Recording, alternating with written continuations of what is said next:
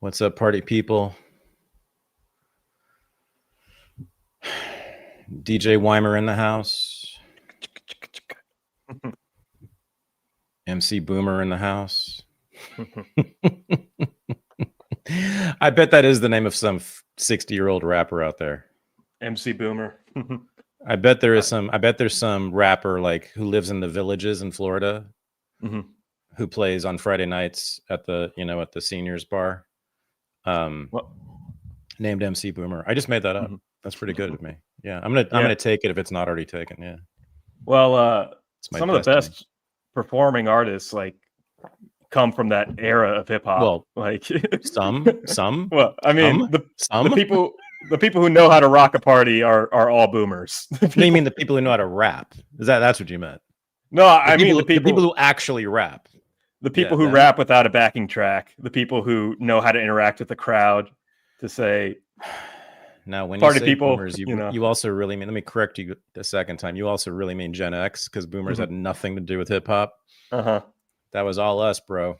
Let's see how old Big Daddy Kane is and how old Rakim is. But yeah, they're on the cusp. They're like maybe. Are they 70 yet? I doubt it. They're maybe getting close, but those are the very, very, very oldest. I mean, it's a Gen X phenomenon, right? Yeah. Sure, I get you. Yeah. Funk is the boomers. George Clinton's still out there. He's still performing. Yeah. Yeah. Gen X made all the best hip hop. I mean, that's not even disputable. That's not even close. Right. As soon as the millennials took over, it declined. It started to decline.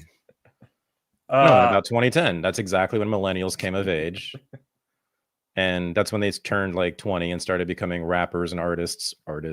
And since then, what's happened to hip hop? Well, I think culture, everybody since 2010. Yeah. I mean, that's Obama's fault, but I think culture has largely stagnated.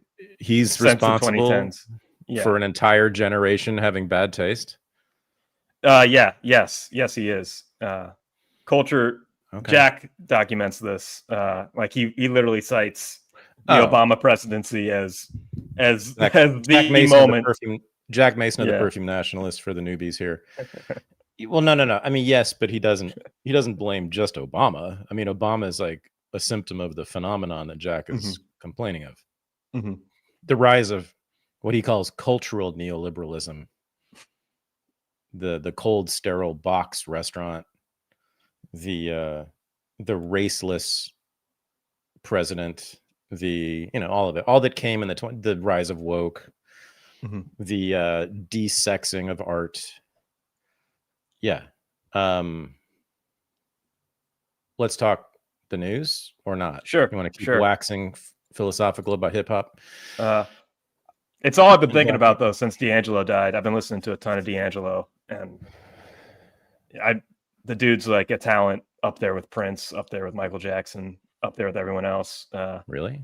Yeah, he wasn't super prolific, and I think that's what stopped him. But like, the man can really perform, and really the things that he made happen on records, like Voodoo is like a mumble album. It's like the first mumble album, and it's got these grainy little guitar riffs, but he can turn that into a 20-minute Parliament Funkadelic jam from mumbles and everything when he performs live. It's all right. It's insane. I always thought of him as a one-hit wonder with Untitled. Yeah, that's how he came across the mainstream. In 2001, you couldn't let your girlfriend watch MTV because that music video might come on, and then you'd have to hit the gym. Yeah, that's not what girls like, everybody. Yeah. For all you alt-right dudes in your basements watching, it's like 5th or 6th on their list. I mean, you have other things to work on first before your muscles. Trust me.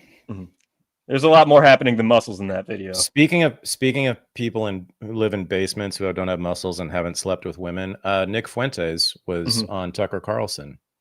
Yeah, and it was fascinating. Yeah.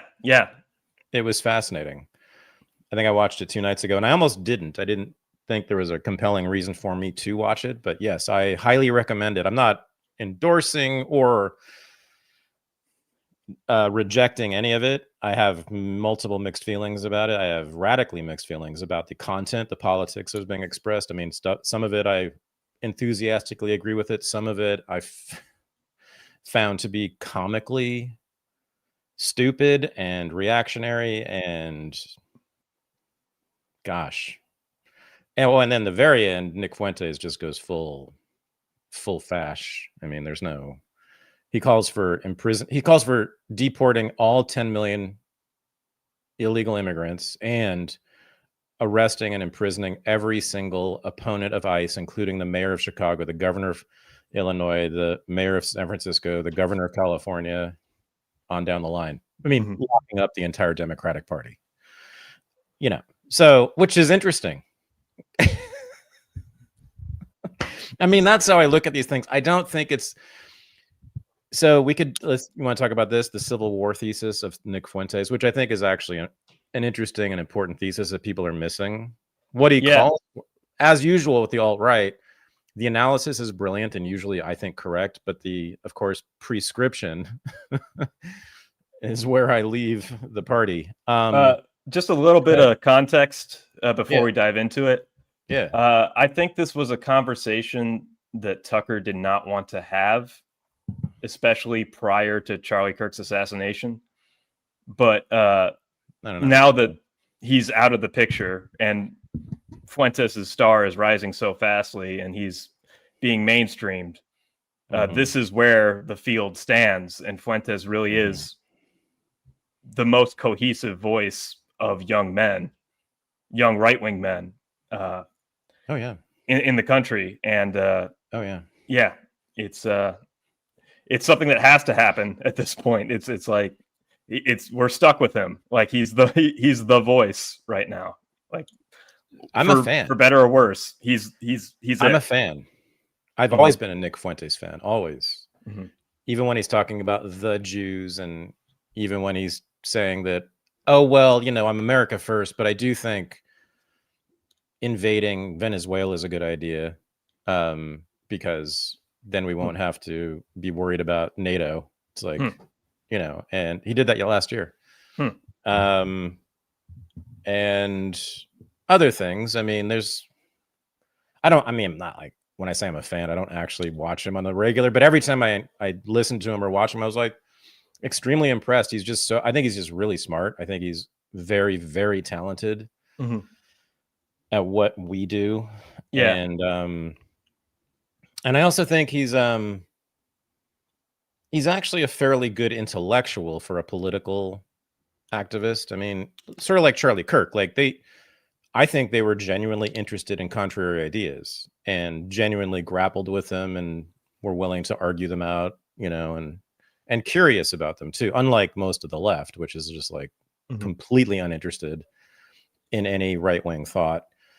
So, I mean, I think he's, and then I also think, I mean, he got truly victimized, starting at the age of 18. He started to denounce Israel and calling for America to stop supporting Israel. And Ben Shapiro led an entire campaign to destroy his career when he was 18 years old and a college freshman. With like a couple hundred followers on Twitter, like a nobody at the time. So I mean, it's an amazing story that Shapiro, and then he couldn't get a job. He was basically blacklisted among all Republicans and conservatives and right wingers. He couldn't get a job with it, and so he just started a YouTube channel when he was 19, I guess, 19, just with a few hundred followers and nothing, no money really, no capital anyway, and dropped out of college after less than a year, and he became Nick Fuentes. And then of course within a year or two, I guess, the entire establishment made him an example, right? I mean, wasn't he basically the first to get truly canceled, where he couldn't fly? He was on a no-fly list for a year. He was organizing this organization. He was putting together this national organization, which was truly national. And he had to drive to every place in the country. He couldn't fly to go to all these meetings and events and conferences and conventions. I mean, I think he's basically a fascist when it comes right down to it. Sort of, or It's interesting now that I think about it. I mean, he is Chicago Catholic, so that's, Father Coughlin territory. He was Detroit, but still very similar sort of demographic there. 1930s radio priest who developed a huge following, especially in the Midwest, who had not, I wouldn't say he was technically fascist, but certainly authoritarian tendencies, and was a critic of Roosevelt and the New Deal from the right, and was very much steeped in the rerum novarum, which we discuss in the fascism course at the Academy, which was, most people argue, was the intellectual foundation of fascism. Well, yeah. But what? He wasn't as big of a fascist as FDR, if you want to. Oh, right. Yeah. Oh, no. Yeah. I mean, I would call him like a fascist critic, whereas FDR was a fascist head of state. Yeah. So like, but also different forms of fascism too, different variations. But yeah. So Fuentes, I wonder if he knows about Father Coughlin and is aware of this. I wonder if he has heritage. Yeah. Well, I'm wondering if there is a heritage, or if I'm just inventing this. But I'm not. It would be surprising if there's not some. Now, the other thing interesting about Fuentes, right, is his father's Mexican. Am I right about that? Yeah. It's fascinating. Yeah. Now, is it that he claims Spanish heritage? Is that no? How he gets out of the race? Yeah. I haven't looked too deep into it, but yeah, we're Mexican but Spanish. We're not. Louis C.K. is Mexican, and he's whiter than all of us, so it's something that people. Yeah, but I'm trying to remember. His father, the Mexican, is actually not Mexican. I don't know, whatever. But anyway, Fuentes. Yeah. Anyway, so for a lot of reasons, I'm a fan. And a supporter, and I still, even though I think he's basically a fascist, or at least a heavy authoritarian, with some basically racist ideas about the Jews. I think he has amazing analyses of Israel and Zionism and Palestine and U.S. foreign policy. And I mean, like top notch, like among the best. But I also think he has it's just a stupid.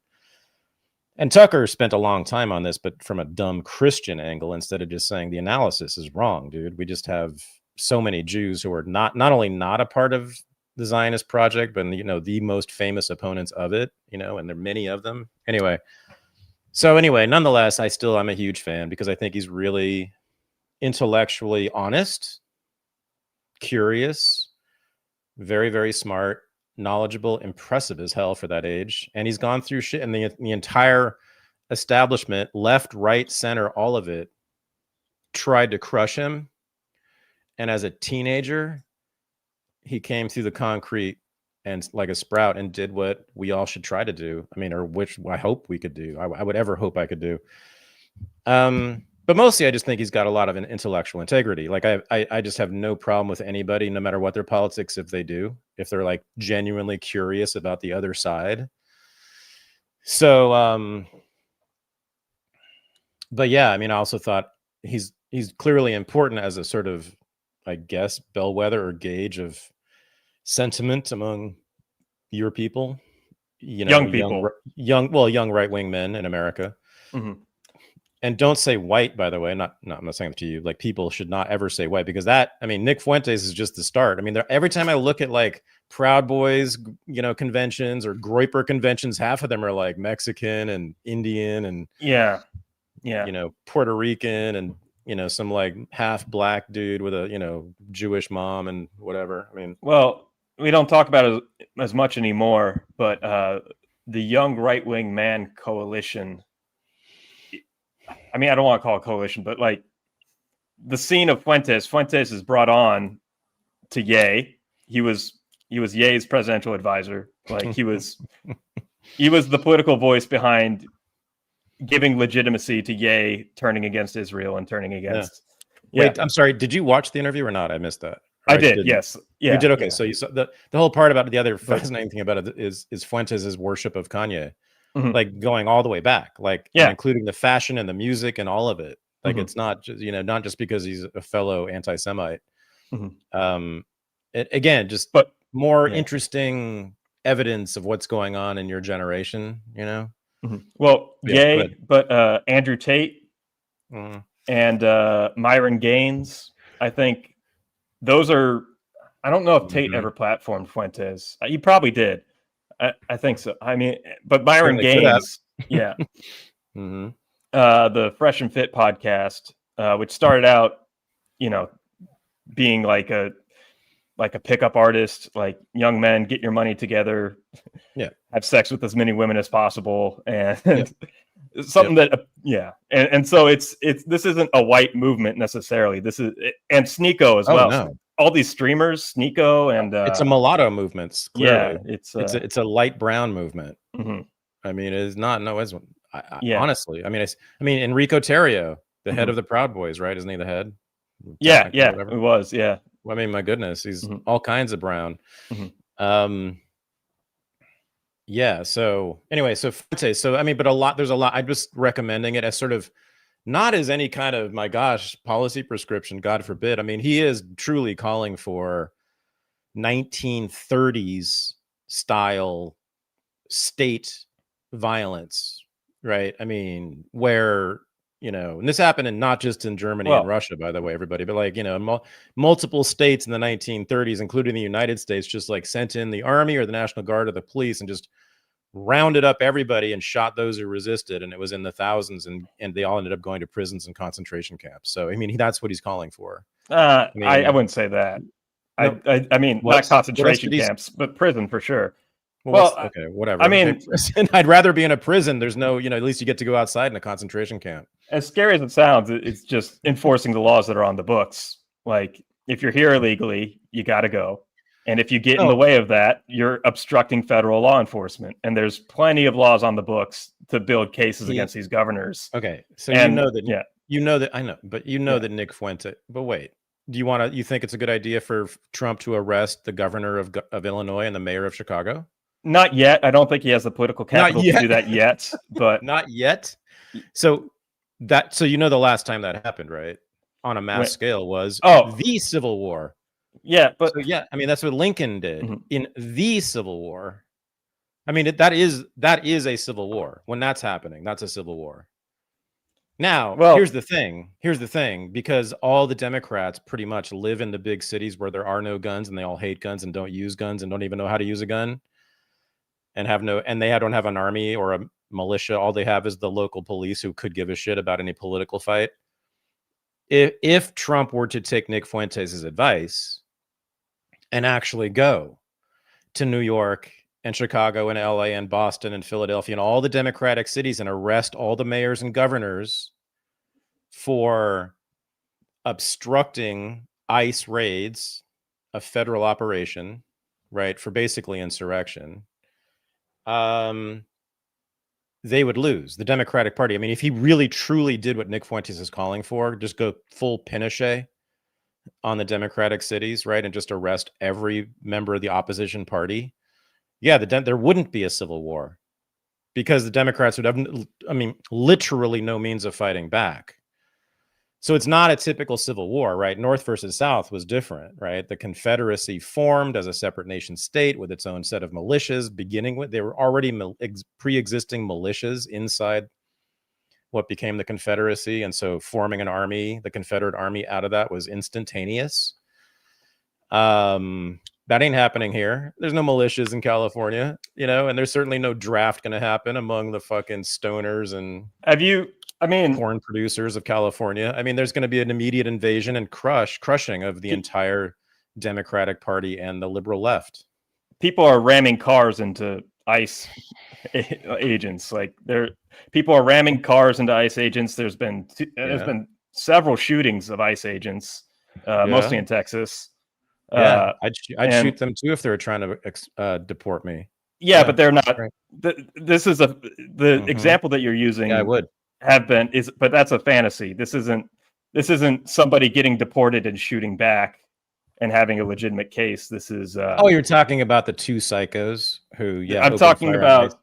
But that was very, very coordinated, and there were groups doing that. What it was? Yeah. So you're talking about two shootings, right?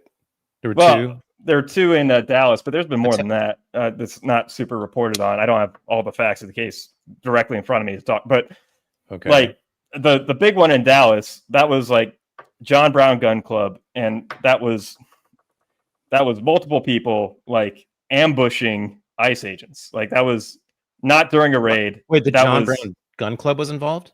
Yes. I mean, that's who these people trained with. Yeah. I know those people. Wait. Yeah. Wait, but the gun club's not implicated, are they? They could be. Okay. Depending on how the, this could be RICO'd up, and I haven't talked to them in many years, and I don't know what they've been doing lately, but like they were doing pretty cool stuff about, what was it?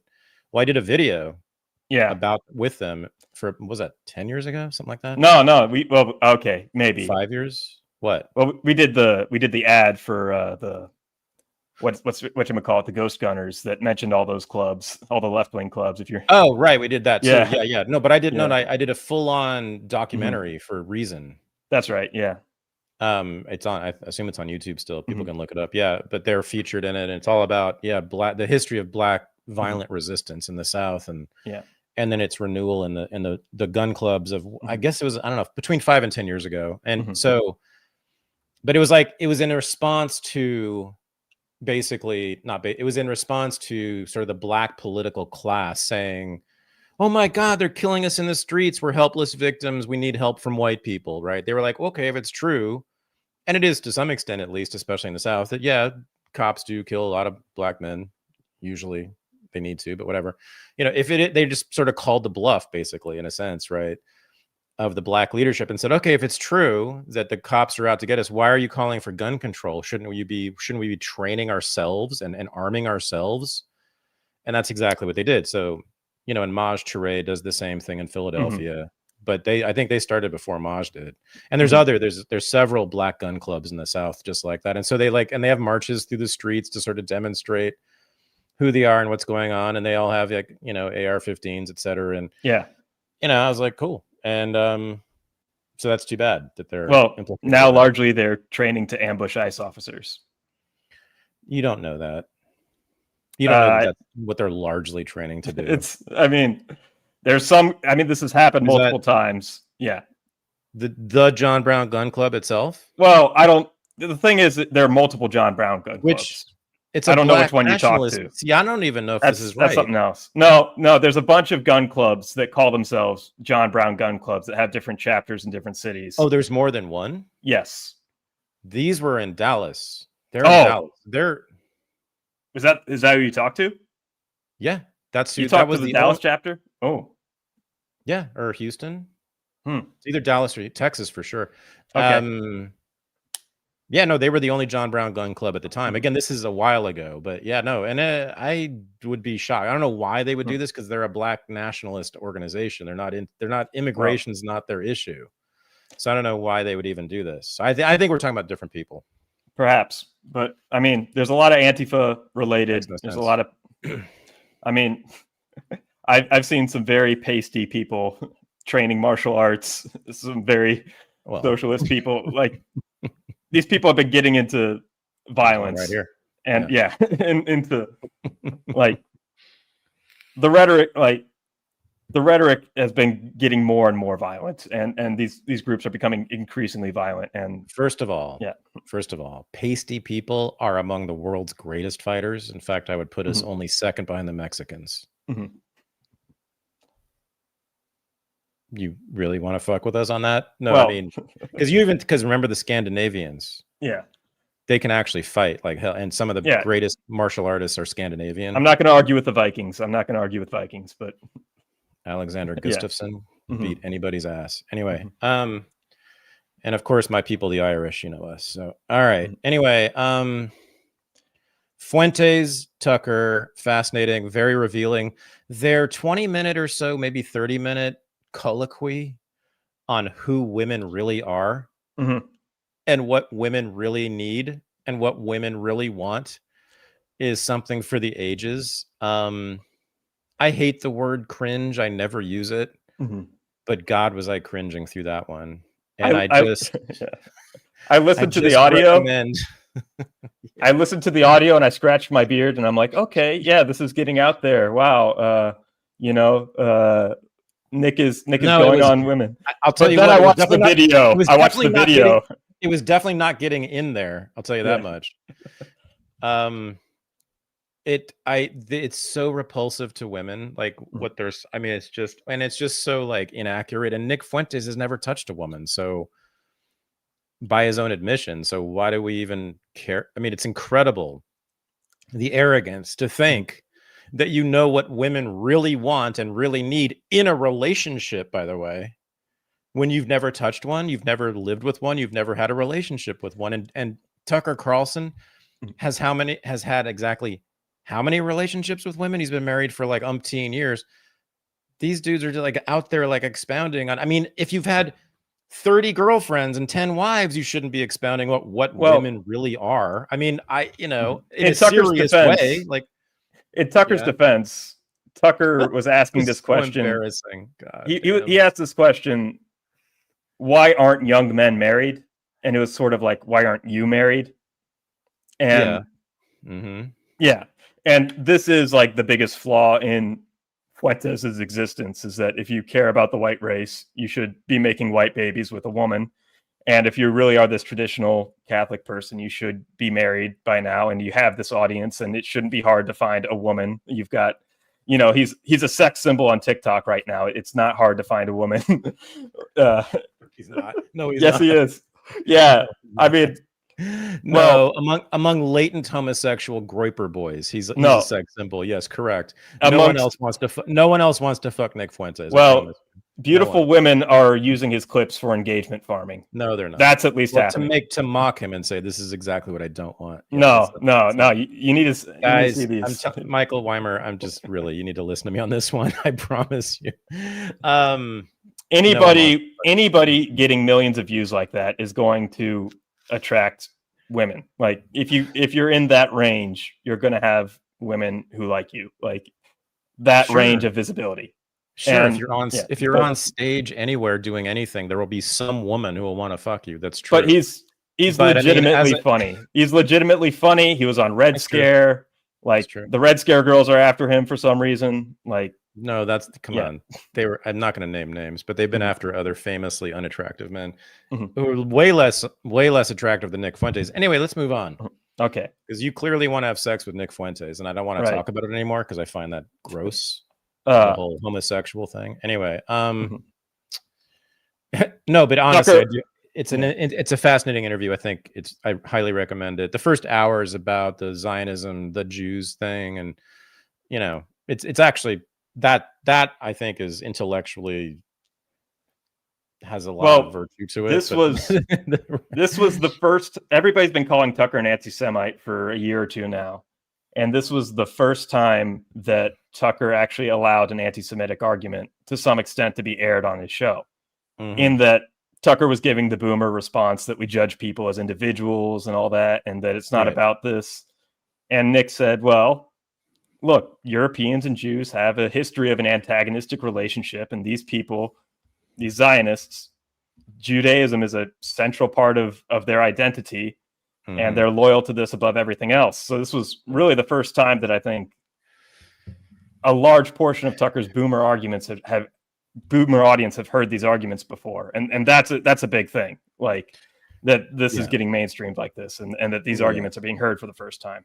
Yeah. So I mean, Fuentes does make, I think, a decent argument that American Zionist Jews, who are the ones we've heard about, right? The Bill Ackmans of the world, are obviously indeed motivated by their ethnicity to identify with this foreign state, right? So their own ethnic identity is absolutely the reason why they do all this nefarious shit. So I mean, so to say the Jews are doing this or that when it's about Israel and Zionism, it's not. So I was thinking about, it's funny. Another thing I'd like to talk to Nick Fuentes about is the 1920s, which is when the Ku Klux Klan, as we've talked about many times on this show, had 5 million members nationwide and were very powerful in state politics, especially in your state. And, this was the biggest Klan ever. But as we've talked about, their number one target wasn't blacks, wasn't even Jews, although they were targeting Jews, but it was Catholics. If you look at the Klan literature of the 1920s, Klan speeches, the Klan newspapers, all of it, what the Klan did, where they burned crosses, the establishments they burned, the people they harassed and beat up. They didn't kill anybody that I know of, but they certainly did a lot of damage to property and harmed a lot of people and was Catholics. They went after Catholics because what? Because they believed that Catholics held a dual loyalty. Or actually, no, sorry, they went further. They said that they had a primary loyalty to the Pope and not to the United States. So it's an interesting parallel, you know. Well, and you're so not I'm going to get thinking, it. Yeah, you're not going to get it. Okay. What? You're not going to get an endorsement of the 1920s Ku Klux Klan from Nick Fuentes. You're not. No. I'm getting to another point. Sorry, Yeah. Which is that in the 1920s, when it was, but the thing is, the Klan wasn't completely wrong in their analysis either, right? It wasn't complete. You do have a primary loyalty to the Pope over all other nation states, do you not, as a Catholic, right? I mean, it's a fundamental issue. I don't give a shit, of course, but like that is, I mean, theoretically, and I know most American Catholics just kind of elide that and they just identify as American, but like that's Catholic doctrine calls for you to be primarily loyal to the Pope in the Vatican, correct? He's not. I mean, the Pope is like the most powerful priest, but he's a priest, and his dealings are more spiritual than temporal, and so it's rare. Like we don't live in Christendom anymore, so he's not really a political figure like he used to be. And sadly, our past couple popes on politics have been boomer liberals. So it's now you're sounding like a Reformed Catholic, dude. I don't know. You're sounding like I don't know, man. That's not the rule, bro. The rule is he's the man. Okay, and it depends on what he's talking about, and it depends on when he gives his papal authority on things. Okay, so if he the only time that's happened has been for the Assumption. It's been for theological matters that aren't political matters necessarily. So if he contradicts the president of the United States, what do you do? So he's said, like, currently the Pope has like been saying some platitudes about how we need to be more caring towards migrants, and that's like I mean, I disagree with the Pope on American politics, but the Pope is an international theological figure, and he's an authority on Catholic doctrine. He's not an authority on American politics, and I can look to the canon of Catholic history and say pretty much every Pope has said there's a balance of caring for migrants and caring for legit refugees and enforcing the borders of the nation. Like those are things that can be held. He's the motherfucking Pope, bro. You know, this is the Catholic Church. Okay. Last I checked, the hierarchy in the Catholic Church is the most important thing about it. Hey, he says we should pray the rosary every day. I do that, you know. All right. I obey him on theological matters, you know, like. Okay, so this is not the point I was getting to, but it is an important, interesting point. So you're not the first like dissident right-wing Catholic I've heard totally talk shit about the existing Pope. I'm not doing that. I'm just saying. I mean, in like, okay, whatever. I'm allowing. It's a political disagreement on something that he's not in charge of, and that he's not really. Yeah. Every Catholic I know, because they're all right-wing dissident Catholics, and a few are like friends of mine, like all of them just openly disrespect the acting Pope. And I love our Pope. I love the Pope. I love Francis too. I love Leo and Francis. Okay, then I'm not including you. Okay, but you do know, right, that most dissident Catholics are openly disrespectful of dude. I mean, Francis certainly, right? Yes, but they were. So in ways that you're not supposed to be if you're a traditional Catholic, which is so crazy to me. I think the dissident Catholics are heretical. Is my point. Well, I think it's heretical. Is it not heretical to disrespect the Pope?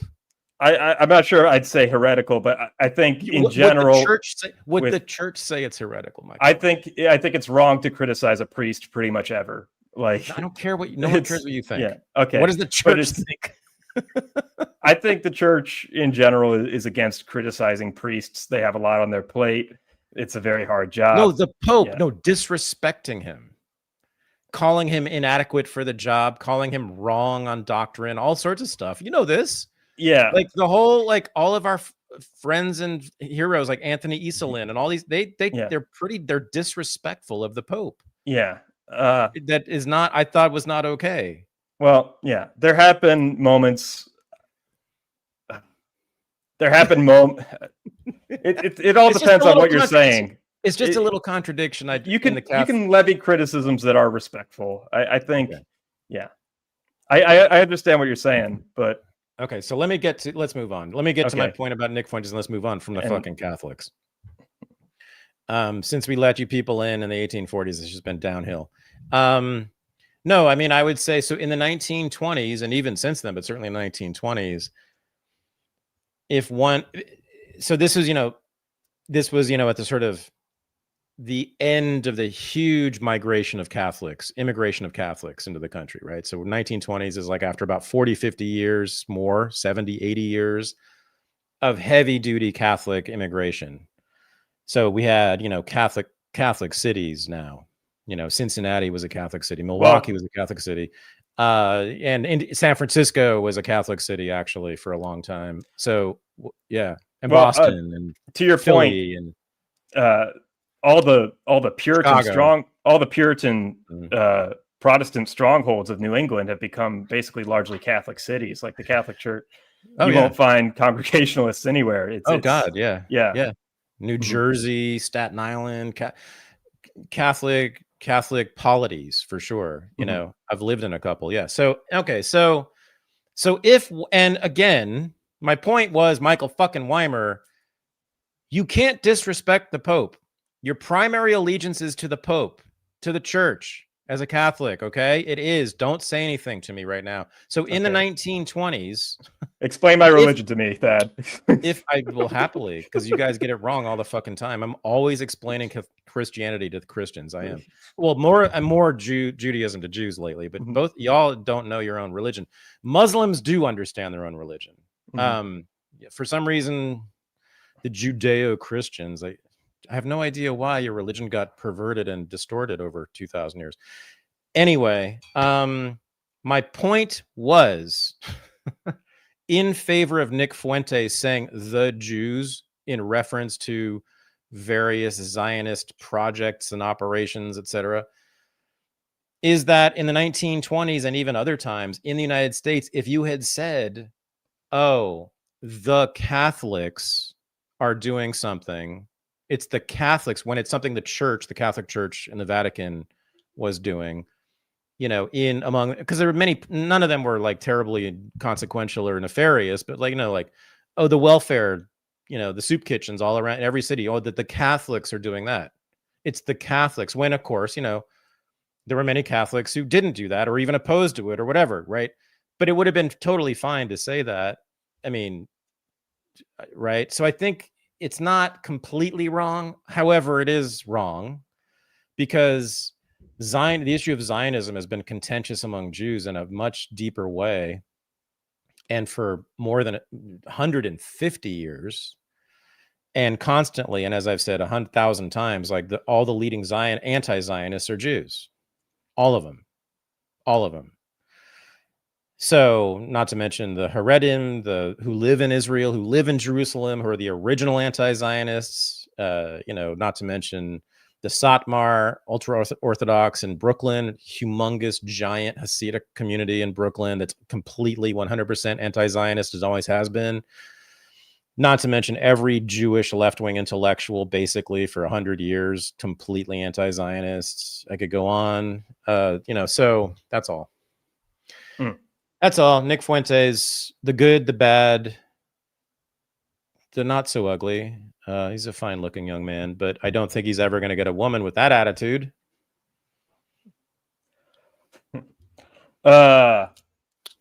I think just on the interview, the big thing was Tucker is trying to get him to grow up a little bit.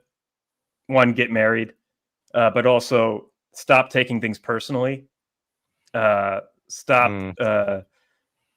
going after John Thune, going after Marjorie Taylor Greene, going after any practical allies that you might have in Congress, because they appropriately read you at the time as absolutely toxic to any sort of political coalition. And that now that he starts to have a larger voice and is speaking to people and could potentially sway an election, he should stop taking things personally and try to build bigger coalitions, which I think accepting the interview with Tucker was in a large way. So yeah, I thought the first hour or so, the first half of the interview, I thought was really good, meaning that I actually did value the content. I thought it was rigorous. And I tended to agree with kind of both of them. But that was about Fuentes describing the 5-year effort to purge the MAGA movement, the new conservative movement, of him. Sort of the emergent MAGA. This was like the proto MAGA movement. This is like 2016, 17. No, it's like, yeah, no, it is the MAGA movement. What I'm talking, it's the beginning of the MAGA, the original MAGA movement, right? So it was an attempt to purge him at the beginning, which is really interesting because it's like, oh, we find out that it turns out that there was a bunch of people who were truly MAGA ideologically who were purged from that whole movement. And they ended up taking over the movement after all anyway. So through TPUSA and the whole Groyper movement, and how Charlie Kirk's really important. He's a crucial thing in this, right? Which is that Charlie Kirk, who was constant, for those who don't know, Nick Fuentes made his bones by having his people go harass Charlie Kirk at every TPUSA event and sort of press him on immigration issues, especially, right? And I guess Israel. What else? It was all Israel. It was USS Liberty, dancing Israelis. It was whatever you could do to get the Israel issue up front. It was. Was it just that? I thought it was. I mean, it was largely that. It was. No, I think a lot of it was white identitarian, like white nationalist, like America's a white state. It was immigration, and that's it. That's it. Charlie Kirk moved on it as well, but it was largely Israel. It was as well. Like, interesting. People would come up and ask about the USS Liberty. People would come up and ask, hey, don't you love the dancing culture in Israel? Everybody should Google dancing Israel. But it was the white nationalism that really also changed. Kirk changed on that. Like, he started to truly, like in the last couple of years, he started to read the founding documents. He started talking about white people. White people did this. White men did this. This is white men wrote the Constitution. Right? White men wrote the Declaration. So, but anyway, so like, we got to stop talking about this dude. But anyway, although no, I'm a huge, again, Nick, if you're watching this, I'm sure you are. Yeah, no, I'm a huge fan. I really mean that as an intellectual. And I actually did reach out to him for an interview, and he hasn't responded. I did not expect one. I'm sure he's like heavily pursued, but yeah, I would like to talk to him, I think. And also I'd love to see him. I'm looking forward. Here's the highest compliment I could pay to someone. I'm looking forward to him 10 years, 20 years, 30 years from now. Intellectually, like I have no idea where he's going to go. I'm not predicting anything. I'm not even predicting that'll change, although I do think he will, because he already has, but I just think he will, because I think he's a great mind. I do. Well, I think he's really, even though he's 27, so whatever, no offense, but like, I was an idiot at 27. He's leap years ahead of me when I was 27. He's going to be an interesting figure intellectually, politically forever, I think, for as long as he lives. Yeah, I do. Well, the question is, will he grow up, and will he be allowed to grow up, and will his past, these hours of live streams of constant clips of Holocaust jokes and whatnot, will that follow him forever? And will he? Yeah. Well, we're going to have sort of a reality show kind of experiment with this, which is that, we're going to find out what life is like when you deliberately alienate yourself from all women. So, I mean, I get porn is so good now. I get it. The weed is good, although Nick is against both porn and weed. but his followers aren't.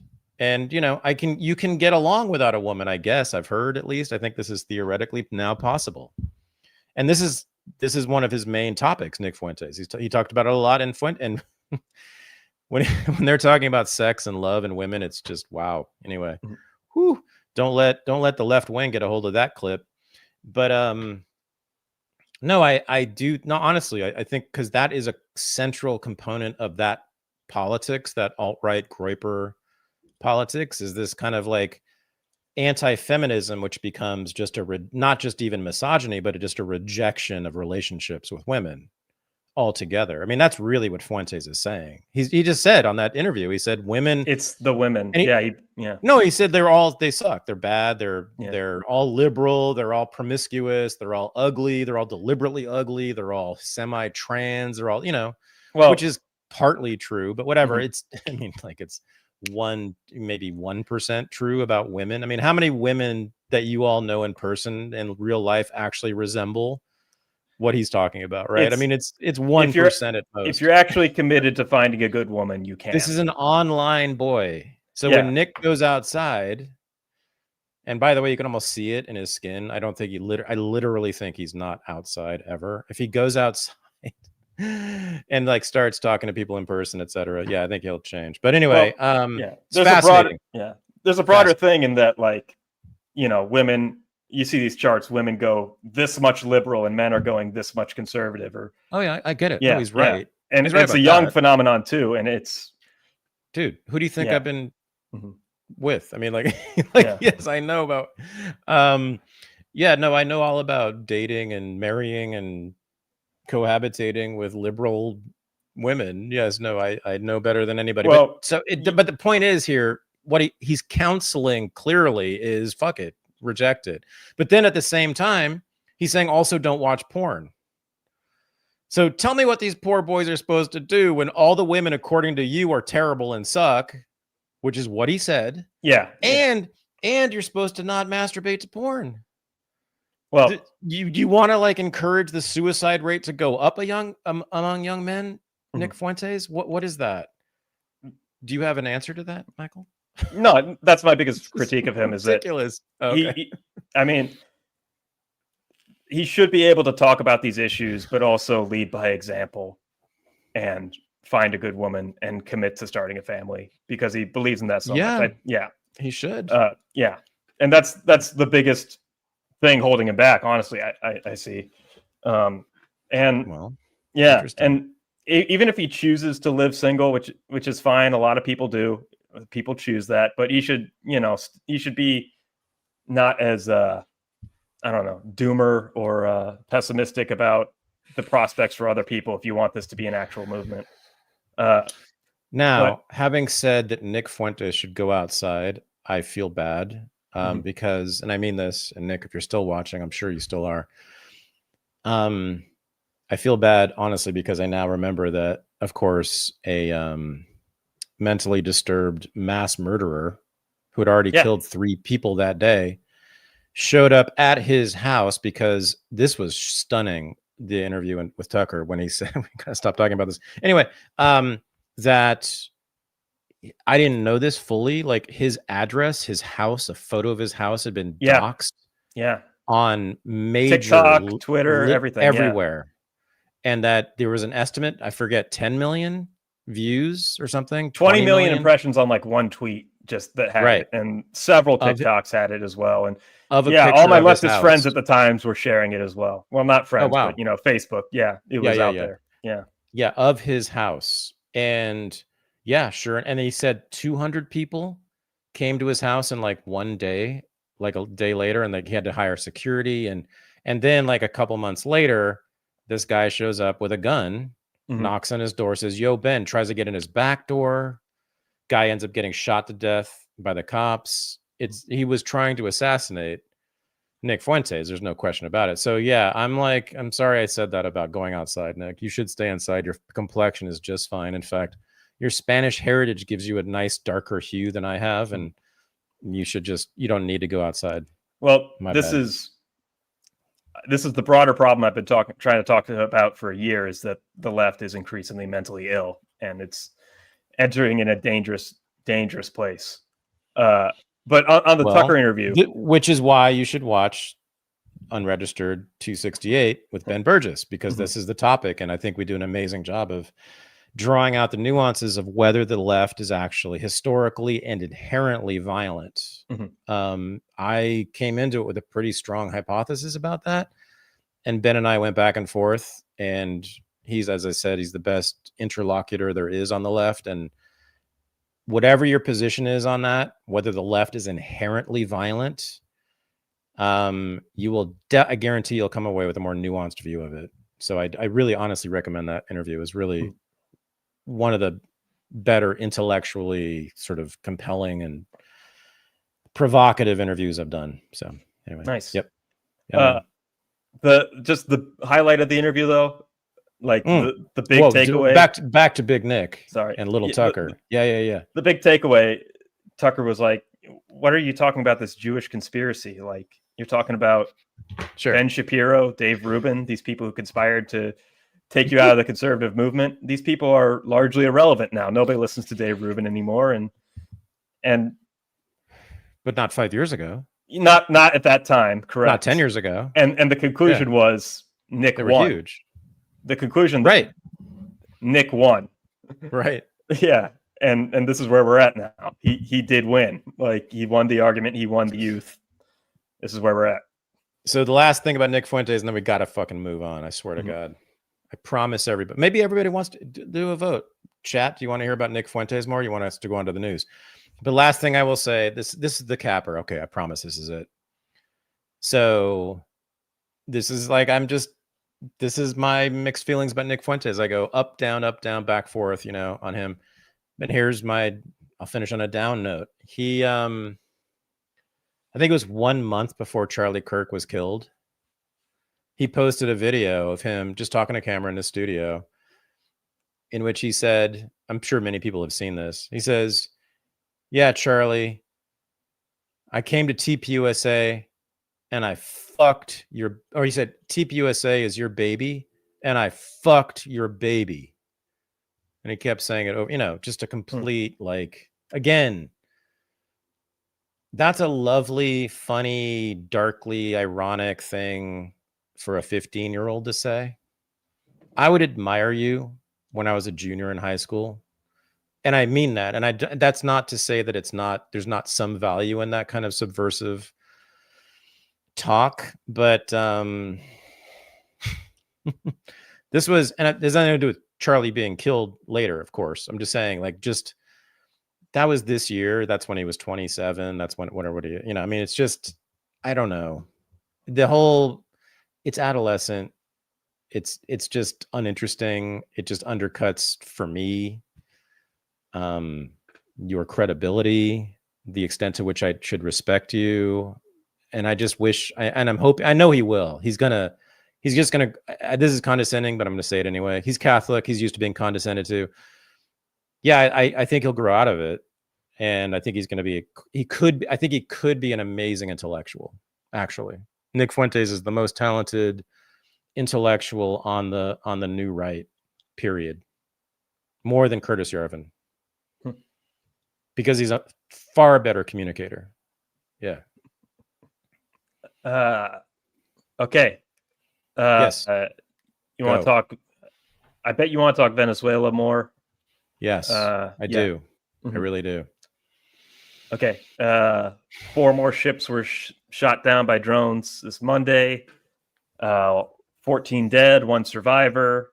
Claudia Sheinbaum of Mexico is condemning it.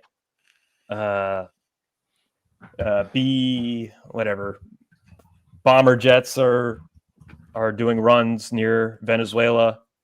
It seems like regime changes in the plans. Seems like 1903, baby. Yeah. Let's go, TR. The original TR.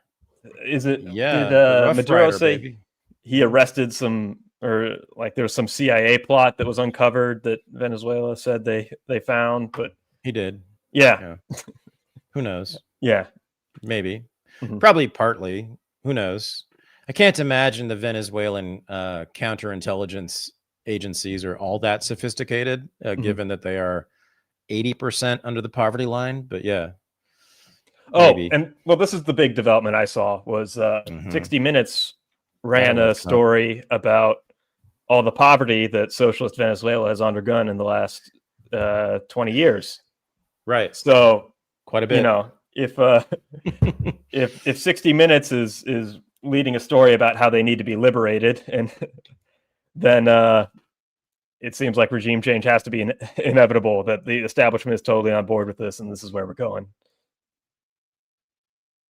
You muted yourself there. Thank you. It's just, I mean, I will get into rational analysis in a second, but it's a motherfucking outrage that this is even happening. It's a testament to a few things just off the top. Number one, how stupid Donald Trump is. Number two, how stupid the American people still are.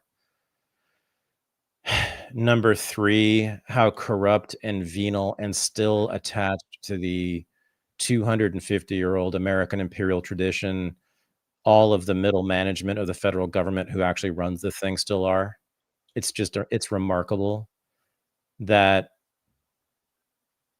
this is still persisting, even though we went through the entire Trump rupture of the last 10 years, right? This is actually what's maybe the most important thing, apart from the fact that we are on the verge of conducting another regime change war, but this time right, down the coast from us. It's that this is almost like a comical, cartoonish replay, as I said, of 1903, 1905, 1906, 1907. I'm naming all the years in which we literally invaded Central and South American countries. 1910. Here's what you can do, guys. You know what you can do? You can start in 1903, and you can just keep counting forward every single year, because guess what? Every single year for 100 years, there are Marines in Central America and South America. Every single year. Marines. In countries from Mexico all the way down to Tierra del Fuego. And then the CIA after that, with the Marines. So it's the Monroe Doctrine, but the Monroe Doctrine has been, 200 years. Exact 202 years. How about that, James? Congratulations. You did it. This president, James, 202 years from now is going to be doing exactly what you wanted, which is to blow literally out of the water any ship that challenges American hegemony in this hemisphere, which is what this is about. So the big picture, and I believe that the macro geopolitical reason for why this is happening is being missed by 99% of the people. Even the best sort of like Venezuela analysts don't get into this. They not enough. They do, but not enough. And very few people do. So here's what's been going on. I mean, so Hugo Chavez takes power in 1999, right? Oil industries are already nationalized, but they're controlled by an international conglomerate of sort of like American and European corporations, and they're taking most of the profits. It's true. Like what the commies were saying at the time was true. Absolute sort of like expropriation, exploitation, going to the big capitalists in London and New York and Houston. And so Chavez doesn't, so they're already technically nationalized, but the proceeds are going elsewhere. So Chavez basically sort of fully nationalizes the oil industry. And by the way, Venezuela has the single largest oil reserves in the entire world. Like compared to Saudi Arabia and Iran, they're number one and always have been. So he seizes all of this, right, under full state control. So fully nationalized, socialized. He controls all of it. The federal government controls all of it. Duh.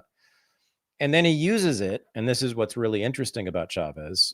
There's many interesting things, but I think it's the most interesting on a macro level, geopolitical level, is that he used the proceeds. And by the way, then the oil, and this is an amazing thing about Chavez.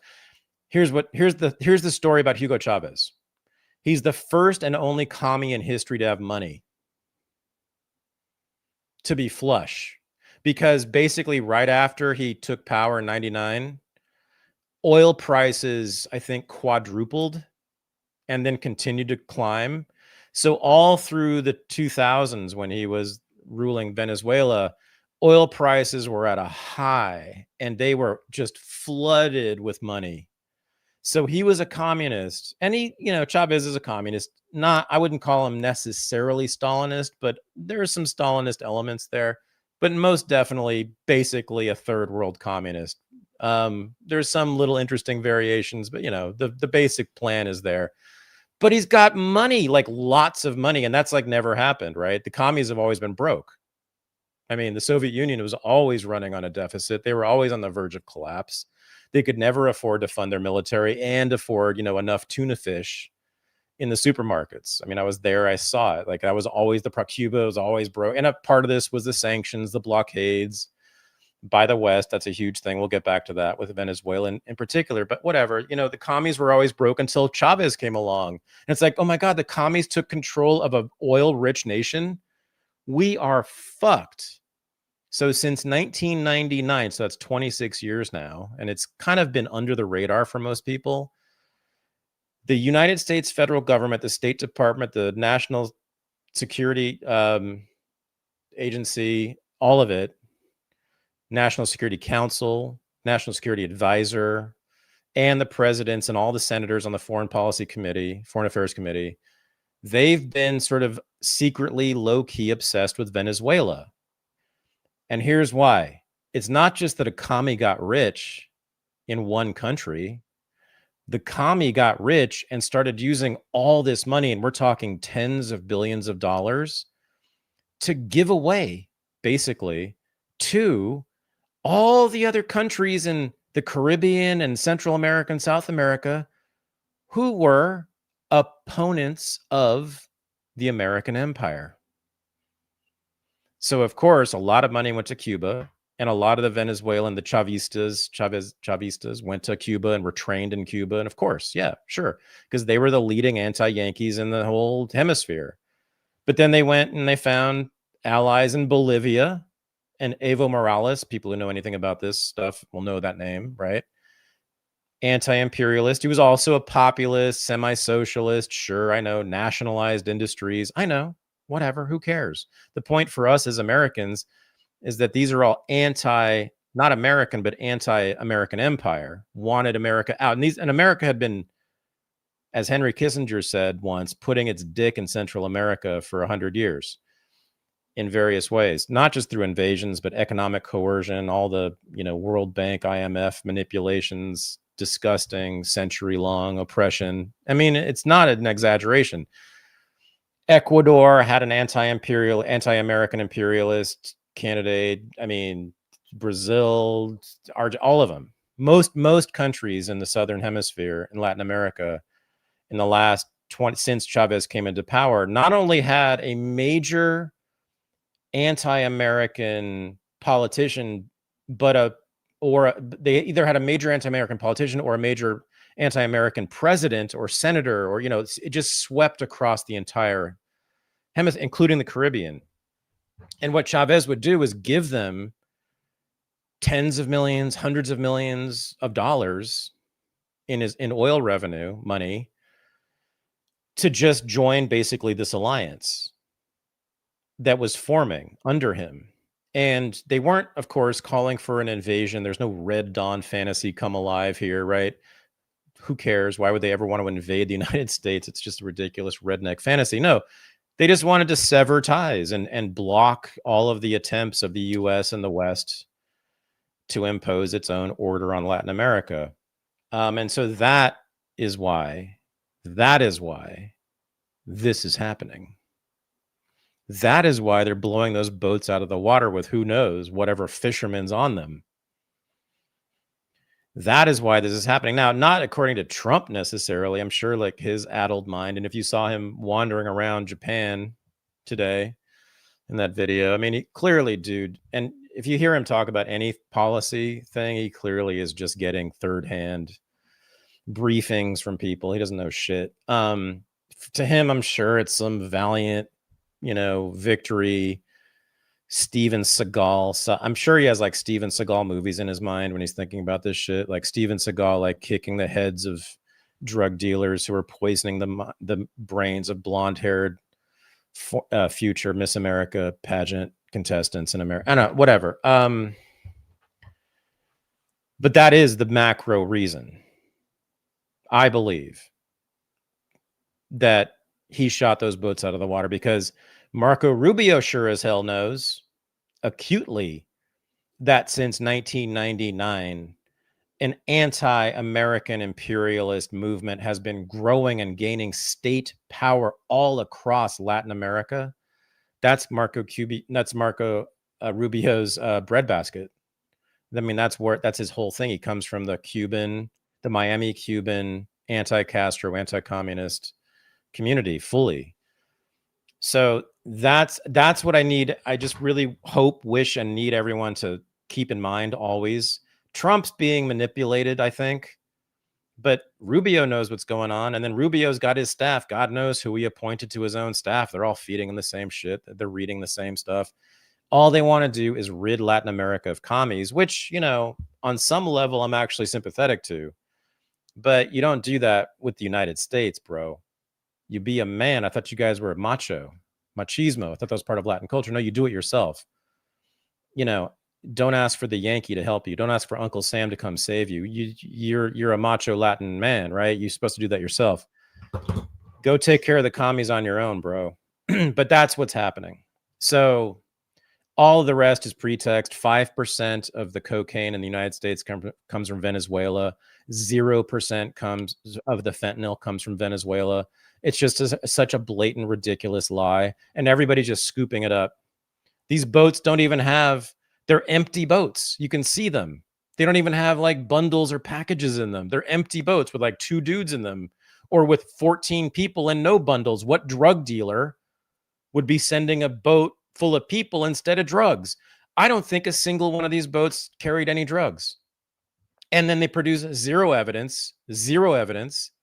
They've now killed 30 people, I think, across, 10 boats now, 12 boats. Now they're in the East Pacific shooting boats out of the water.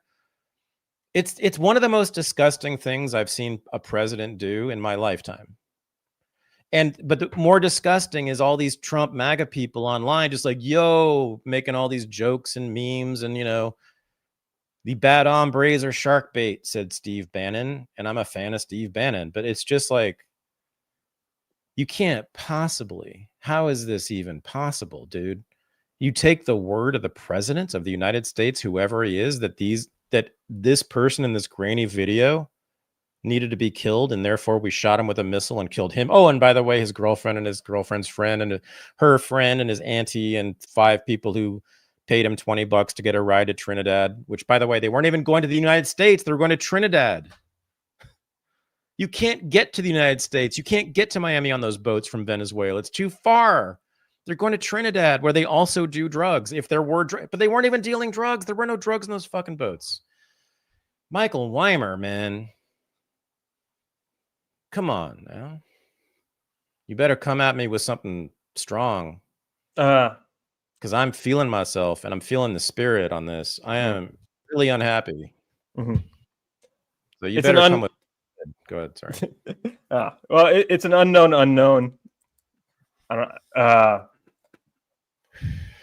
I'm waiting to see how this plays out. I'm skeptical.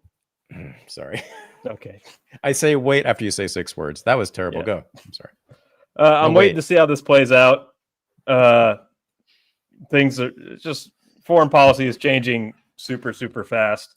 And it is entirely possible that these are quote unquote narco-terrorists, and that the drugs are coming through Venezuela, coming from China through Venezuela, that there's something happening there, that the gangs are in coordination. It's also possible that these are, entirely drug running boats, but the people who are driving these boats are mules who aren't really super guilty. They're being forced against their will to carry drugs. So there's ethical problems with this, sure. I'm not. Okay, thank you. I mean, honestly, it's incredible when you go on Twitter. It's like basically every MAGA person is not just like,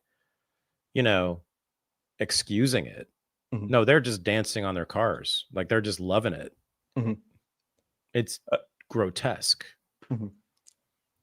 Yeah. It's grotesque. Mm-hmm. No, it's grotesque. I was going to say it's like Pinochet, but no, Pinochet threw actual communists out of helicopters, like actual people who were seeking an overthrow of the government and replacing it with a totalitarian regime that would be loyal to Moscow and would lock up everybody and deny free rights. And, I'm not necessarily opposed to killing those communists. I'm really not. I really am not. Mm-hmm. But this is so far, it's not even close. And that was gross. Throwing commies out of helicopters was kind of gross. I would deal with them in different ways, not nice ways. But like we don't even know who these people are. We have no clue, none. And here's Michael Weimer, dude. If the Trump administration, if Marco Rubio had any evidence whatsoever that these boats had anything to do with the drug trade, do you not think they would have shown that to us? Yet they haven't. And there have been how many boats with how many people dead? It's Where's hard. The evidence? It's hard when you blow them up to retrieve evidence, but no, the evidence that was used to justify shooting them out of the water with a missile. Yeah. Where's the evidence you used to make this determination? Well, no, okay.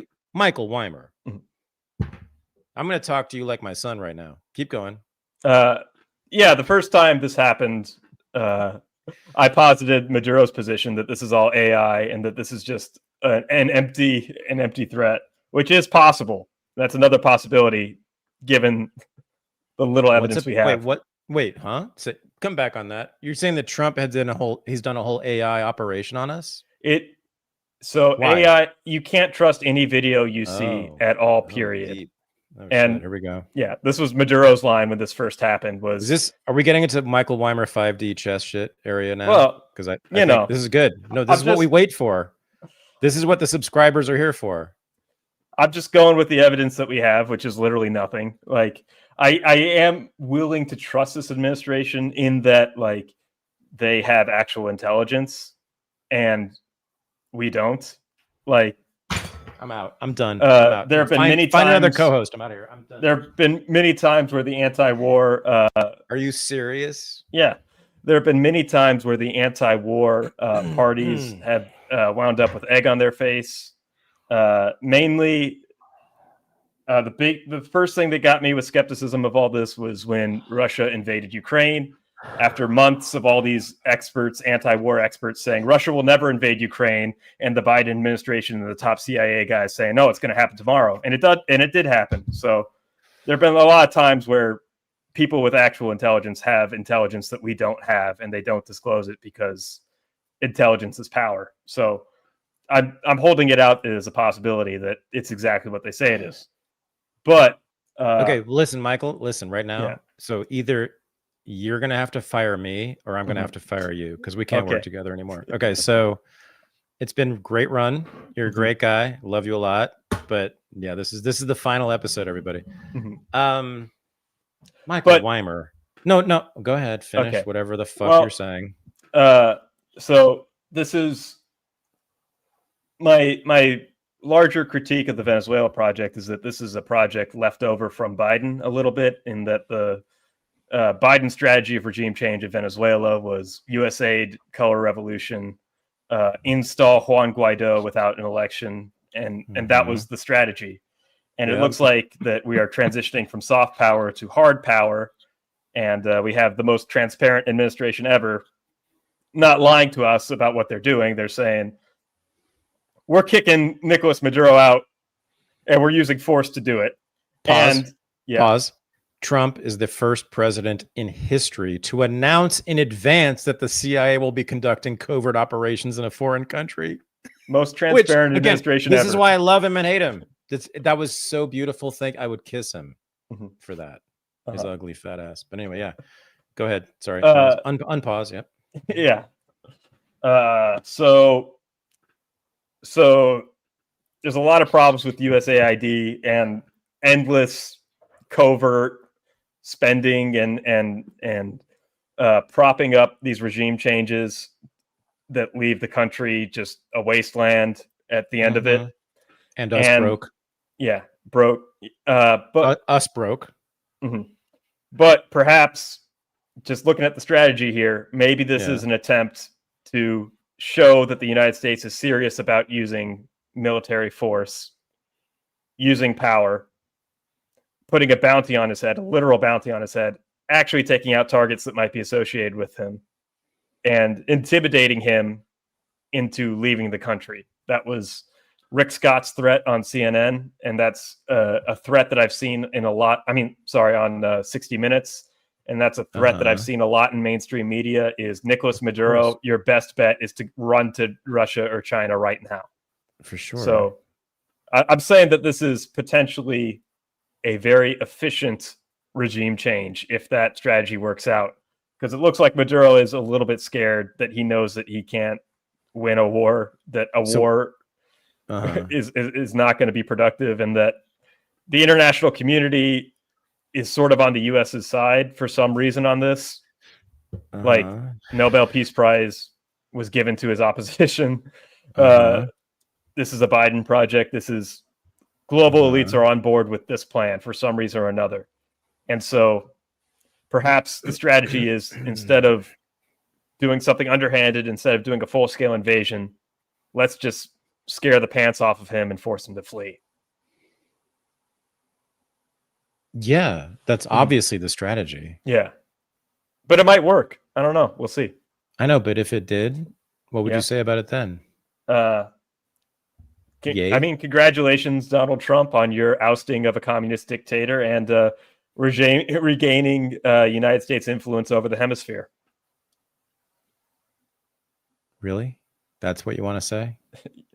It's a Catholic country, right? The communist Venezuela is it's overwhelmingly Catholic, the people who live there. And you do know that this country is gay, right? So why look at the last 20 years of what has happened to Venezuela. Look at how it's been run. Trump's the president, but it's a gay country. And as soon as he's gone, it'll be Pete Buttigieg. And then he'll be running Venezuela. Do you think this is like only 10% comical people? Like, that's Pete's running for president. If it's not him, it's going to be some other Democrat with LGBTQIA. You forgot that we're throwing them all in jail. You forgot that every Democrat opposition. You're talking about completing a 100-year project of annexing Venezuela because of its oil.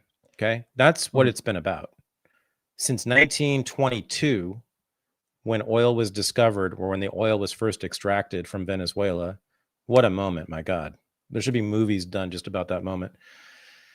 Since that very moment, I think geologists in the US found out about it like a year later, and then it was reported to the State Department. And then for 100 years, exactly 100 years, the US has been trying to literally annex Venezuela. The way Trump talks. This is why I love Donald Trump. He talks like, Donald Trump talks like a 19th century imperialist, which is why I love him. He's like, yeah, we need their oil, so we're going to go in. Yeah, we're launching a covert operation, and the CIA, they're going to do it. They're going to change the regime. We're going to overthrow that government. Oh, because why? Oh, because they sell drugs to us. Yeah, it's cool, man. I mean, honestly, it is kind of like, it's like watching a really good 1970s movie. It's like, oh damn, things were kind of cool back then when people were just utterly brutal. Yeah. How on earth are you justifying the fuck? How are you doing this? I don't get it. I'm saying, the anti-war movement, okay, which I come out of, has been wrong about a lot of things. No, they haven't. Like what? Name one, not one thing. The war in Iran, the Israel-Iran war. Russia's never going to invade Ukraine. Somebody, do you guys know anybody who could host a podcast? I'm just updating my. Do you know about drumming? Oh, cool. Okay, come on. Go ahead, Michael. I'm just updating my analysis based on what I've seen actually happen. Yeah. I'm sorry, my bad. But like, you know, everybody was talking about how Donald Trump was going to drag us into a war against Iran. Mm-hmm.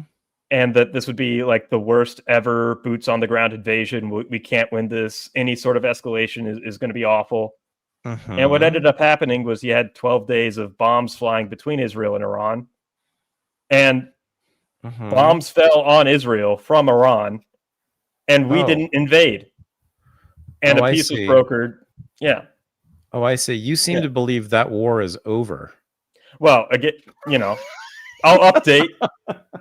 Iran is now isolated, and if we end up getting that regime change war we've heard about for the last 30 years... I now get it. You are now under the impression that war has been completed? You think that they're no longer... Okay. The anti-war movement was very hysterical about what would happen, especially as the bombs started falling. I'm still hysterical about it. Yes, they're going to continue. Are you joking?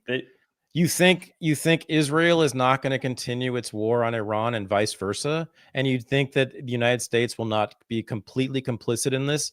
At least so long as your boy is president. But even if, you know, the next Democrat's president, yes, dude, yes, there's going to be thousands and thousands and thousands of people fucking killed because of this stupid shit. And yeah, like, what do you mean? It's not done. It just started. That was the beginning of, I mean, really, it's a long story, but I mean, since 1979, right? That's how long this war has been, I think, between the US, Israel with Iran. Yeah, I mean, I think most people would agree with that. But this is like a new phase. I mean, this is like that war, the so-called 12-day war was not the war. It was the first battle in a new war, which is the culmination of Netanyahu's 20-year campaign to convince the United States to go into a full frontal war with Iran. In what world? Yeah. In what world do you think that like bombs falling on Tel Aviv would not be met with overwhelming force? Of course it would. But it wasn't. Oh, I'm sorry. Well, I thought you meant like what? I thought you meant like a nuclear bomb. Because, you know, I think one civilian was killed, no, that's not true. There was like, how many civilians were killed in Israel in the 12-day war? I can't tell you, but no, you know what? I think it was just the one Bedouin kid in the south. Is that right? Because there was a IDF 19-year-old soldier in the south, also in the Negev. Interesting. Wait, come on. There must have been Israelis killed, civilians killed. Some, at least. Not a lot, but maybe at least a few in the 12-day war. Come on, Zionists, you're lurking. Where are you in the chat? Well, anyway, the point was, doesn't matter. What's the point? The point is, I found the anti-war movement to be largely moralistic and hysterical and ideological, and not really rational on analysis as things are playing out. Well, what do you think about my counter-analysis that this is the beginning of a war, not the end? It's possible. Okay. But I think the incentives are for Trump to remain the anti-war president. And I think Okay, sorry. I think he's trying to accomplish global shifts in geopolitical power without officially starting a war. And so I think he's trying to efficiently do the Venezuelan op without doing an actual full-scale invasion. And he's trying to do it under grounds that are politically I know, but do you Michael, do you want the United States government to be doing that at all? That's the question. I'm not. I am in favor of anti-interventionism. I'm trying to. I'm not going to. I'm Doesn't looking sound at like this. It. Look. Okay. I'm saying like, look at what United States presidents have been. Look at what United States foreign policy has been. Look at the direction it's going. Yeah. Look at the options that are on the table. Look at what's actually accomplished, what can be accomplished. And I'm trying to be a little more practical. And okay. Yeah. All right. It's no, that's legit. I just want to be clear where you're coming from. Before I fire you, or you fire me. I mean, one of us is going to fire the other. I don't know. It's just like, which, you know, you can fire me at any time. You can be like, fuck, I'm not doing this show anymore, and be like, I'm fucked then. So yeah, we have equal power here. You understand that? Libertarians have this problem in that, like, we constantly call every single president, like, did you say we? Yeah. Okay. Right, well, cool. I think we all come out of the libertarian movement and have been, you know, you're just a sort of a Christo monarchist libertarian. Sure. And Christo monarchist race realist libertarian, one of those. No, I'm just fucking with you. But you know, the libertarian position has been every United States president is a war criminal. That, like, which is correct. Scott Horton would say, you know, if you put Santa Claus in charge of the presidency, if you made Santa Claus president, by week 2, he'd you know, have Nuremberg offenses against him for running this empire. He would have killed a child. Yeah. Most likely. Most likely. Yeah. Pretty much all of them have, I think. Yeah. How many American presidents have killed a child in a foreign land? Yeah. And so go ahead. Yeah. I'm not going to play into the left's playbook of calling out Donald Trump as a unique authoritarian threat when he's making our politics much more honest and much less dangerous.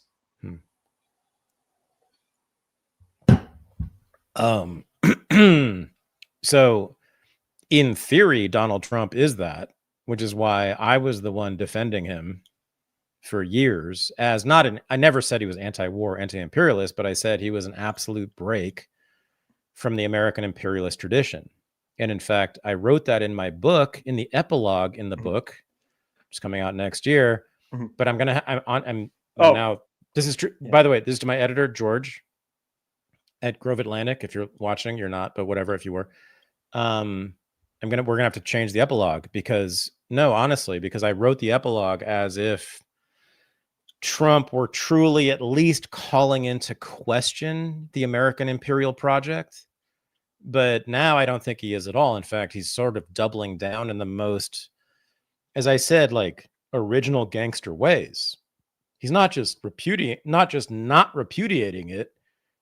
He's reenacting Teddy fucking Roosevelt. I mean, well, the greatest, most militant American imperialist of all time. I mean, he's world famous for that, Teddy. And that's what Donald Trump is now doing in Venezuela, but also in the Middle East. I think Rough Rider, just so we're clear. Rough Rider should be only thought of among Americans as a sex term. Then we're living in paradise. When people hear Rough Rider and they only think about sex, DMX. Okay, or DMX, fair enough. But so long as that motherfucking, I mean, he was the most racist, imperialist, violent piece of shit who's ever existed in American life. I mean, Teddy Roosevelt is the worst American to ever have lived. Like, worse than Jeffrey Dahmer, worse than Ted Bundy, much worse. Maybe not worse than Franklin Roosevelt or Woodrow Wilson or JFK or FDR. I mean, or LBJ, but the most vicious, the most sadistic, the most sort of like psycho-sadistic, Teddy Roosevelt, who is, to this day, the #1 hero of 2 groups of political entities in this country. Democrats and neoconservatives. Democrats love TR. I mean, okay, they don't worship him the same way, but he's still in there. So when you were in New York, did you go to the Museum of Natural History? No. Yeah, I mean that's okay. The Museum of Natural History in New York City, which is like, in like 97 Hollywood movies, everybody's seen it in movies, right? It's really a temple to Teddy Roosevelt, the whole thing. I mean, there's a statue of him in front. There's like a tribute to him on the plaques in front. But then when you go inside, one of the first exhibits, I believe, and sort of the most famous exhibit is a diorama from like 100 years ago, which is all about the primitive savages and the this and that. I mean, which fine, if you're an alt-righter, you can agree with in some ways, but it's like, that was Teddy Roosevelt's project. I mean, really eugenic, really scientific racist. I mean, it's kind of amazing it still exists. And Boris is saying he's right. They took the statue of him down. Oh, I forgot. I didn't know that. Yeah. Or I forgot. That was 2020. Yeah. On the horse? That statue? That's gone? I think so. Yeah. Oh, shit. Didn't realize. Yeah. That's rad. Okay. Yeah. But now we know though, that the woke moment was a fad and it's over, and it's not going to happen. No, it's still. Yeah, we do. It's still got. It's just getting crazier and more violent, and it could come back. Yeah. But as a mass movement where the corporations are doing this stuff and Democratic Party politicians are doing this stuff, that's not happening. It's now dead. It's currently dead. It could come back, but it's now dead. No. No, I sounded like a Jewish grandmother. No, eat more, Bubby. What? If another Democrat gets in and it looks like Trump is completely repudiated, the corporations will go right back to wherever power is. And right. Yeah. That's what I mean. But woke doesn't have it yet. But I still see a lot of crazy wokeness, and I see them. Okay. No, man, we're back in the 70s. You can make racist jokes now again. Which, by the way, Michael, come on. If Donald Trump said we are in the golden age, and why do I say, my fellow Americans, we're in the golden age?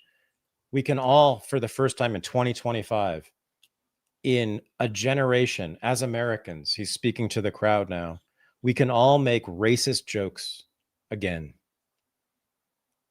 If he had just said that, if that were his entire platform, if that's all he stood on was making racist jokes great again, I would have voted for him. I would have campaigned for him. I would have worn the red hat saying, make American racist jokes great again. But he didn't.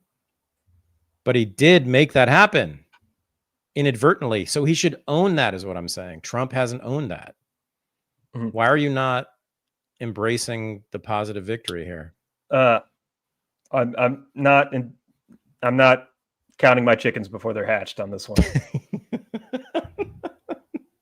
It's the thing is, Lenny Bruce has been vindicated, which is the most ironic thing about this, right?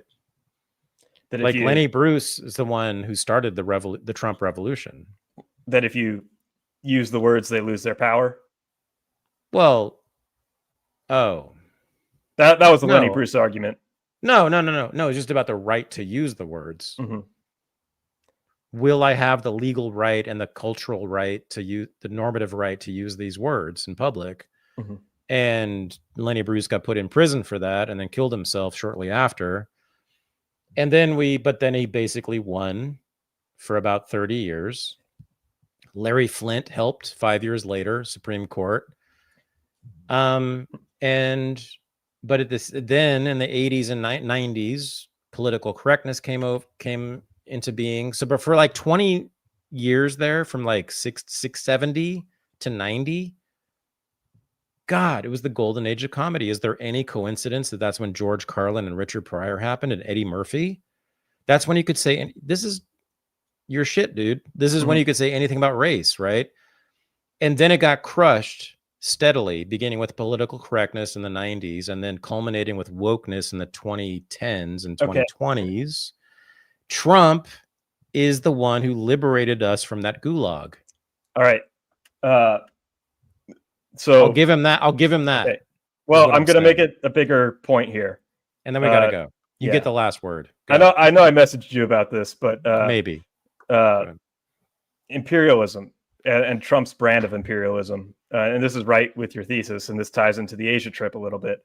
But it's he's using cultural imperialism as well and capitalism to create peace and to create geopolitical outcomes that are beneficial to the United States. He just sold 180,000 tons of soybeans to China. He's looking to do a trade deal with President Xi, a $350 billion trade deal in South Korea. They gave him a crown, a giant crown, and the biggest honor that could ever be bestowed upon anybody, making a joke, making fun of his political opposition in the United States. Big trade deals with Japan. Toyota's going to build some plants in the United States. But comedy and the Riyadh Comedy Festival, everybody's been talking about it, but like Trump went on all these comedy podcasts, and now these comedians are going to Saudi Arabia and bringing Western values to Saudi Arabia, and the young male leadership. And so I talked about Fuentes, Tate, Kanye, Sneeko. These people are huge in the Middle East. They have a large Middle Eastern following. And even if they don't explicitly support Trump and explicitly vote for him, they love his energy. They love the memes about him. They love his disrespectful tone. They love the comedy about it. And the United States is creating peace worldwide through culturally exporting fun. Donald Trump is a symbol of American vitality and fun. And it's leading to peace in the Middle East and peace with China and peace with Asia and peace throughout the world. I actually have a red baseball hat that when I wear it in public, people like give me double take. It doesn't say it's blank, but it's red, same color. I can't find it right now. The funny thing is our audience peaked right now. We have the most watchers at this moment. Keeps going up. So I think, but I got to go to the bathroom. And more importantly, we got to go live. We got to go live to the after show. Oh my God, the after show. It's like Studio 54, but better. The after show. It's every there's like the chicks are hotter than Brooke Shields, and there's more cocaine. Well, guys, you didn't know this? People didn't know. In one corner, there's definitely a lot more cocaine. You didn't? But yeah, exactly. You guys didn't see the New York Magazine profile of the after show on Wednesday nights? Fuck. I was wondering if we we're going to get away with it, because I was like, the feds might come down on us after that. So far, the feds have apparently not read the article about the wild orgies and after parties, the after party, the only after party in America that anyone cares about today. The after show for this show that you all need and depend on and wait for and lust for. You know it's true. Now we hang out on Zoom, Michael and I, in an after party and after show after every Unreported every Wednesday night at this time. Right now we're a little late because Michael kept talking. Not my fault at all, because I don't talk much. So if you want to join us, you just got to become a Substack subscriber. Go to that URL, thaddeusrussell.substack.com. It's so goddamn cheap. You hang out with us. We do drugs. We talk. It's super fun. We've been doing it for like 6 years now, I think. Yeah, since 2019. 6 years, right. It's the highlight of my week. Always has been. Join us. I got to go to the bathroom. Peace. Love you. Bye. Peace. Love peace. you. You're amazing. Also, unregisteredacademy.substack.com. Session 2 of History of the American Left. Tomorrow night, right? Yeah, yes, it's amazing. And we've got a huge discussion going on in the Substack notes there. And yeah, We're doing socialism and communism and BLM and the civil rights movement tomorrow. So yeah, nice. It's going to be awesome. All right. The left. Bye, from everybody. John Brown to Mom Donnie. Exactly. Yeah. All right, guys. Peace. Thank you, Michael. Peace. Bye. We're out.